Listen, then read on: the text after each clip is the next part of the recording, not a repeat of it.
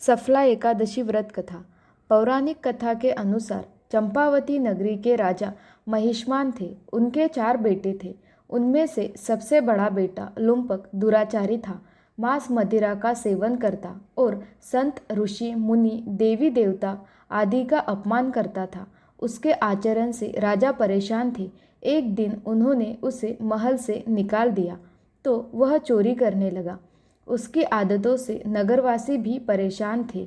पास के वन में एक पीपल का पेड़ था जिसकी नगरवासी पूजा करते थे। लुम्पक उस पेड़ के नीचे रहने लगा।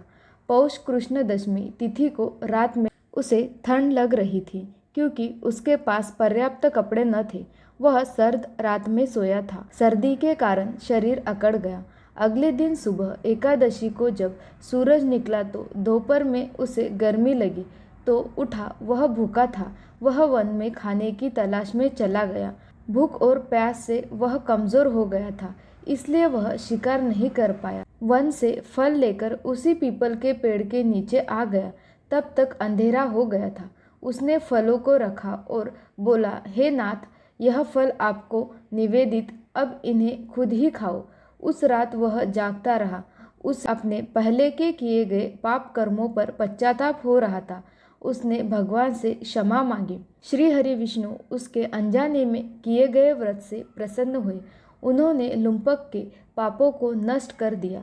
तभी आकाशवाणी हुई, हे लुम्पक, तुम्हारे व्रत से खुश होकर श्री हरि ने तुम्हारे सभी पाप नष्ट कर दिए हैं। अब तुम महल लौट जाओ और अपने पिता को राजकाज में मदद करो, राजा का पद संभालो। यह सुनकर लुम्पक ने भगवान विष्णु के नाम का जय जयकार किया और अपने महल लौट गया। उसके पिता ने उसे राजा बनाया तो वह धर्म के मार्ग पर चलने लगा और राजपाट चलाने लगा। एक योग्य और सुंदर कन्या से उसका विवाह हुआ। उसे अच्छी संतान मिली। श्री हरि की कृपा से जीवन के अंत में उसे मोक्ष की प्राप्ति हुई। जो व्यक्ति सफला एकादशी का व्रत रखकर विष्णु पूजा करता है उसे जीवन में सफलता मिलती है और मोक्ष प्राप्त होता है।